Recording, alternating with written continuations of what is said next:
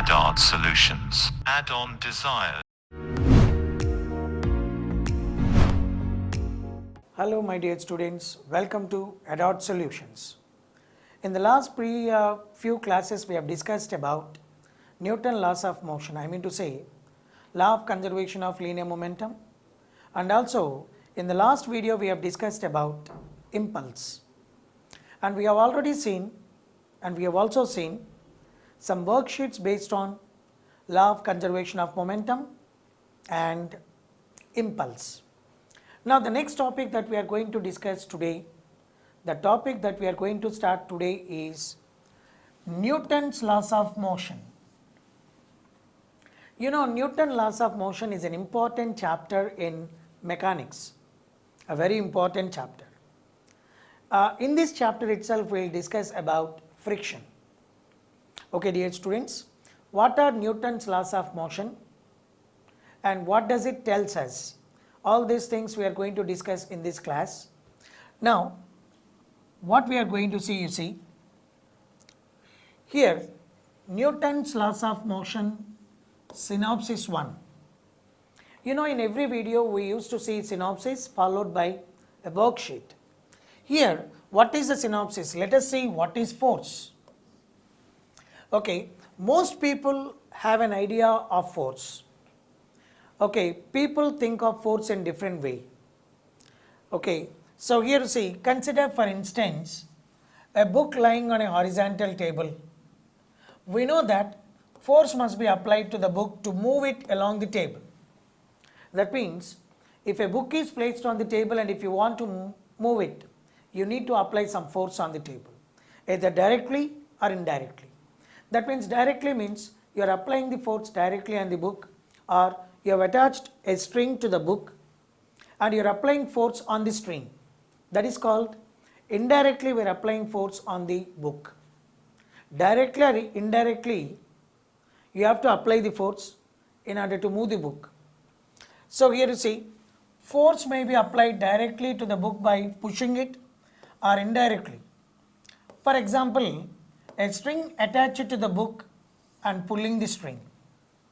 A string is attached to the book and we are pulling the string. When we are pulling the string, automatically the book will move. That means here, instead of applying the force directly on the book, we are applying the force on the string, thereby indirectly on the book, so that the book moves in both the instances. Now what is the next topic you see here? So the motion of the book depends on the amount or the magnitude of the applied force, the direction in the way in which the force is applied, and the point of application of the force. On these factors we can say that the motion of an object depends. I repeat that, motion of an object depends on these factors. The amount or the magnitude of the applied force, that means whether the object is moving fast or slow, that depends upon the value of the force that we are applying on the book, and in which direction the book is moving or the body is moving, that depends upon the direction in which the force is applied, and how the book is moving, that means is that book is in translatory motion or rotatory motion, that depends upon on what point the force is applied. Okay dear students, for example you see here, this is a book placed on the table. Okay, if you apply force like this, the body will have translatory motion, or if you apply the force somewhere here, the body will not move, instead of that it will start rotating. Okay dear students, therefore a body will be set into motion and the motion of the body can be described, how fast it is moving, in what direction it is moving, and is it in translatory motion or rotatory motion. All these things can be understood by means of these three factors. Okay dear students, so therefore these are the three factors that decides the motion of an object. Then we'll go for the next one. You see here, what is inertia? What is inertia?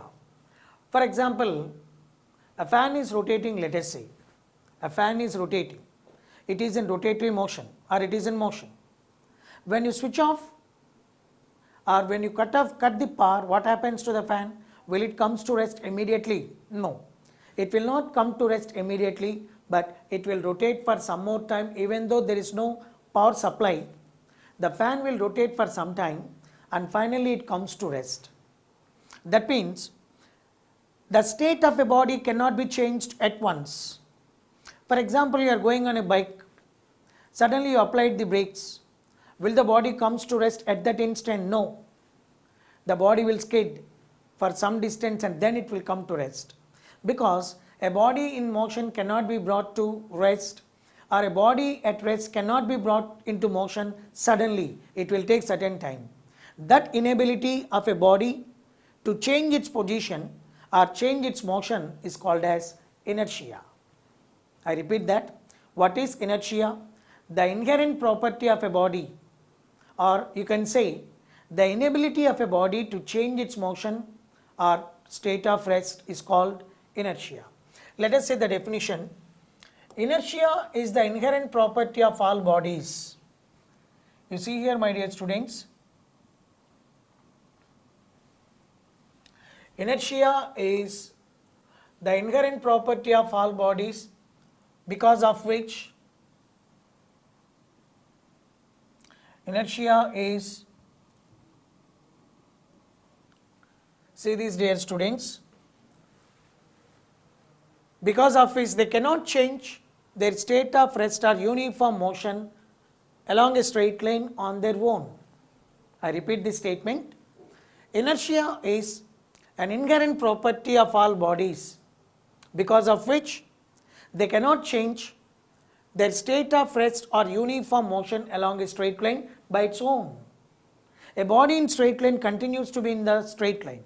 So they cannot change their state of motion or state of rest by their own.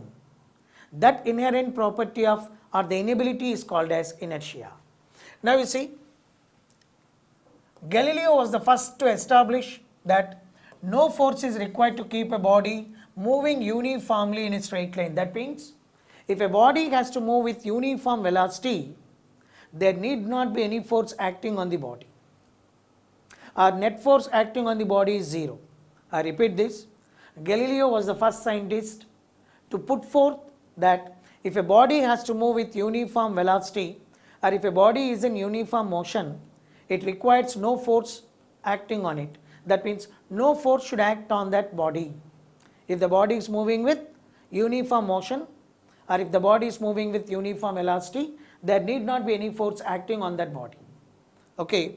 Now, quantitatively, inertia of a body is measured by its mass. That means if the body is having more mass, bringing that body from rest to motion or bringing that body from motion to rest will be difficult. That means, for example, you have taken a small object of 5 kg and you have taken a big object of 20 kg, both are at rest. Now, which body can be moved easily? 5 kg body can be moved easily and 20 kg body needs more force. That means here this body is able to change its position immediately, but this body is not able to change its position immediately. That means this body is said to be having more inertia. So 20 kg body has got more inertia, whereas 5 kg body has got less inertia. Therefore, mass is the measure of inertia of an object. As it has got 20 kg, its inertia is more. As it has got only 5 kg, its inertia will be less. Therefore, quantitatively, inertia of a body is measured by its mass. So, more the mass, more is the inertia, and vice versa. Okay. Thus, heavier body will have greater inertia.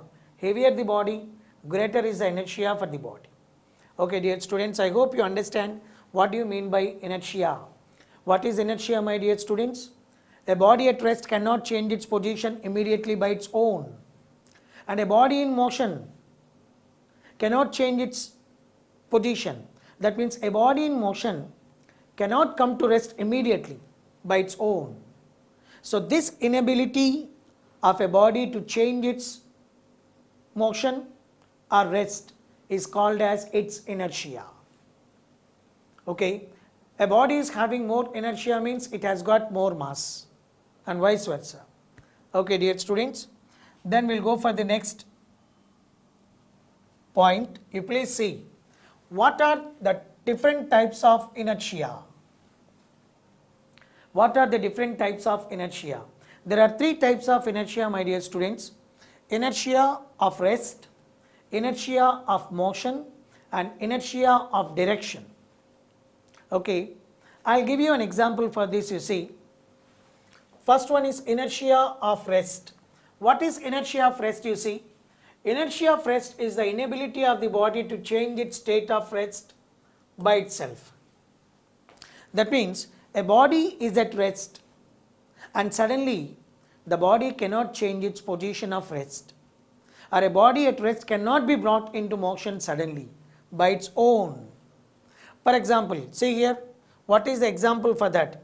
A person standing in a bus falls backwards when the bus suddenly starts moving. For example, let us say you are sitting inside the bus or you are standing on the bus, inside the bus. Now the bus moves suddenly. When the bus moves suddenly, what happens? The foot which is in contact with the floor of the bus will come to rest, will come to motion, whereas the upper part of the body continues to be in the state of rest. Initially, when the bus is at rest, you are inside the bus, you are also at rest. Okay, dear students, initially as the bus is at rest, you will also be at rest, either you are standing or sitting. Now the bus starts suddenly. When the bus starts suddenly, what happens? The lower part of the body, the foot which is in contact with the bus, will come into motion, but the upper part of the body continues to be in the state of rest. Therefore you will feel that you are falling backwards, or you will fall backwards when the bus moves suddenly. That is called inertia of rest. Or you see the second example, the leaves or fruits from a tree falls just at the instant when we shake the branches of a tree. Suddenly what happens? Initially the branch of a tree contains leaves and fruits. The branch of a tree contains leaves and fruits. Suddenly the branch is vibrated. The branch is moved. Suddenly when the branch is moved, what happens? Until then fruits and leaves are in the state of rest. When suddenly the branch is moved, they cannot come to motion suddenly. Therefore what will happen? They will get detached from the branch. That is called inertia of rest. Until then, until you vibrate the branch or until we shake the branch, both the fruits and leaves were at rest. Suddenly when you started shaking the branch, they won't come to motion suddenly, so they get detached from the branch. That's what is given here. You see, the leaves or fruits from a tree fall just at the instant when we shake the branch of tree because of the inertia of rest. Then what is the third one? You see, the dust particles on a woolen blanket fall off when stick strikes to it. So you know that if you are using a blanket for a long time and if you hit it with a stick, what will happen? The dust particles on the stick or the blanket will start moving. See, the dust particles on a woolen blanket fall off when a stick strikes it. Therefore these are the examples for the inertia of rest, where a body cannot change its state of rest immediately, which we call it as inertia of rest. And these are the three beautiful examples to explain the inertia of rest. Then we'll go for the next topic, my dear students. The next topic is what? Inertia of motion. So what is inertia of motion? You see, the inability of a body to change its state of motion by itself. Okay, for example, you are going on a bike. Okay, as you are going on a bike, you wanted to stop it, so you need to apply brakes. When you apply the brakes, instantly the bike will not come to rest. Okay, it will skid for some time and then it comes to rest. That means a body in motion cannot change its motion suddenly by its own. It cannot come to rest, which is in motion, the body is in motion, it cannot come to rest immediately. Okay, dear students, and this is called as inertia of motion. The motion of the body cannot be changed by its own. That is called the inability of a body to change its state of motion by itself. A few examples are, you can see, a man getting down a moving bus or train falls forward due to inertia of motion. For example, you can see in the train, some people will come inside the train for selling tea, coffee or biscuits, cool drinks, something.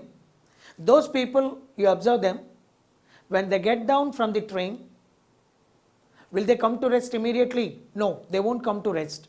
Even if they want to come to rest immediately after getting down the moving train, they will fall forward. Why they will fall forward? Because when the man jumps out of the moving train, when his feet touches the ground, the bottom part of the body comes to rest, but upper part of the body continues to be in the state of motion. Therefore, they will fall forward if anybody jumps out of the moving bus or moving train. That is the first example here. And next you see, before taking a long jump, an athlete runs for some instant due to inertia of motion. You can see in some games like long jump. You cannot have a long jump by being at one place. So for longer jump, what you are supposed to do is you have to run before doing the long jump. So that is an example of inertia of motion. Then the third one, you see, a ball thrown upwards in a running train or continues to move along with the train due to inertia of motion. For example, you have thrown a stone when you are going by a train. You are going by a train and you have thrown a stone upwards. So you will feel sometimes that you are moving forward and the stone will fall behind you. But it will not happen like that. Even though the stone is going up, due to inertia of motion, it will also travel along with the person and again it will fall in your hand. Okay, dear students. Therefore, this is one example. And next one, you see, a passenger sitting in a moving car falls forward when the car stops suddenly due to inertia of motion. Okay, for example, you are sitting in a bus or a car, the car or bus is in motion.